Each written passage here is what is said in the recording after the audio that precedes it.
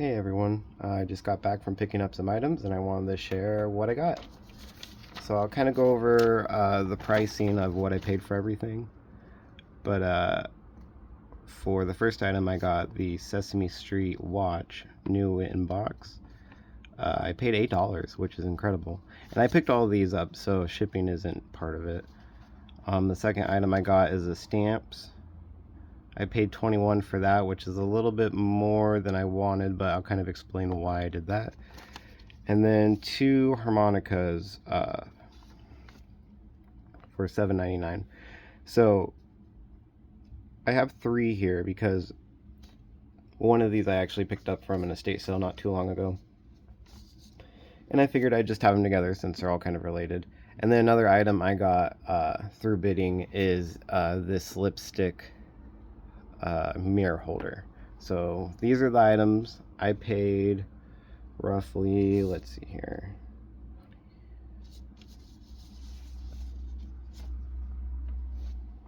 about $60 or $70 for the total lot, which is really good because there's definitely a lot of money to be made here.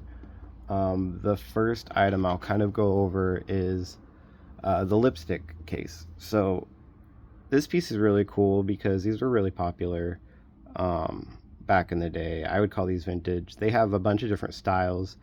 This one specifically is looks like a Stratton, England made lipstick mirror case. So what you would do is you would open this up and then your lipstick would be loaded through that. Looks like it's had some before. There's usually a mirror right here. I actually have the mirror piece, which was just, it looks like a really thin reflective piece that was put in there. But this is good because you can actually get a new shape and replace it and make it pretty much new. So that really doesn't take away from the value at all. If anything, it increases it because now you have a good template for making a new mirror. So you just load that back in. Usually they have some type of design on the front. This one looks like a lily and it looks like it's hand painted. It's really pretty. I like this one. It's in good condition too.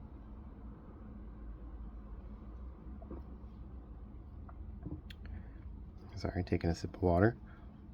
But I've sold these successfully before. I can probably sell this one specifically. If I put a new mirror in it, I can see myself selling it for about $70 to $80. And it'll sell pretty quick. These are very, very trendy right now.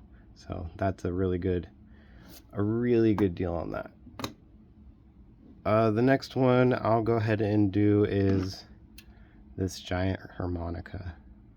So this is the Super Chromonica M. Honer. I don't know too much about it other than its price online, and I know it's made in Germany. It seems like a lot of harmonicas are made in Germany, but it's got a beautiful plating on it, and it is a, let's see here, a C. So whatever note or model that is, it's a C. There is a little bit of damage on it. I noticed there is a crack right there in the wood, but it really doesn't affect the way it plays, so that will decrease the value of it.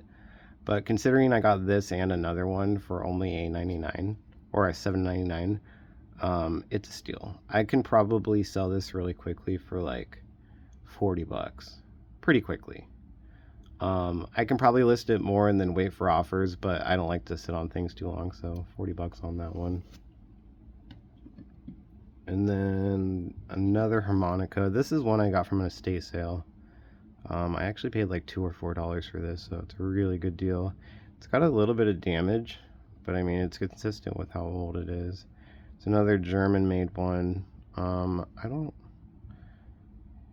Honer. So Honer's probably a German brand, but this one's an E, and it's not in bad condition. I would probably sell this for like $45, $40. And then I have this little guy in a case. This one's cool because it actually has a little case, but this one's probably the least expensive one, the least exciting one, but it's still a really cool piece because it's really nice. It's got the branding on it still. The wood's in good shape. It's a little dirty, but it's old, so it's fine. Made in Germany. This is a blues harp. So the container has this information. So it seems like this is probably like a student or beginner learning harmonica, if I had to guess. It's not as fancy. It doesn't have a number on it to tell you what note it is, but still really cool. I'd probably sell this for like 20 bucks, 25 bucks.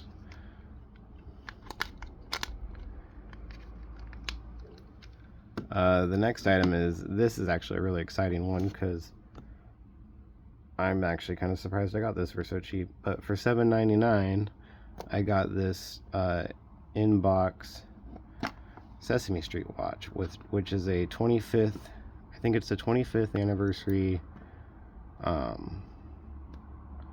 limited edition watch, which is really cool. It says 25 wonderful years. So it still even has its old price tag on it, but we'll go ahead and just take the strap off at least. It says it was about $69.95 when you got it, and it is numbered 93 out of 1500. Jim Henson Productions Incorporated. Yeah, this is brand spanking new, so that's really cool. I see these online, not this exact model I couldn't find, but there are other 25th edition watches that are like in pretty much the same box, and they're also numbered for limited, but they go for about $129 online.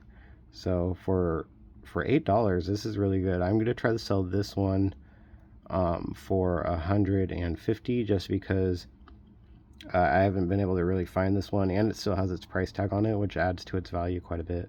It shows that it wasn't really worn at all, and it's just been sitting in its box. I'm probably gonna sell it as is because I don't know if it works or not, and I don't really want to mess with it. But I mean, it's new in its box, so I don't know why it wouldn't, other than maybe a new battery. So this is probably the biggest score I got so far, because it's going to be a really good flip. There's a lot of people who collect Sesame Street and watches in general. That's another really popular one.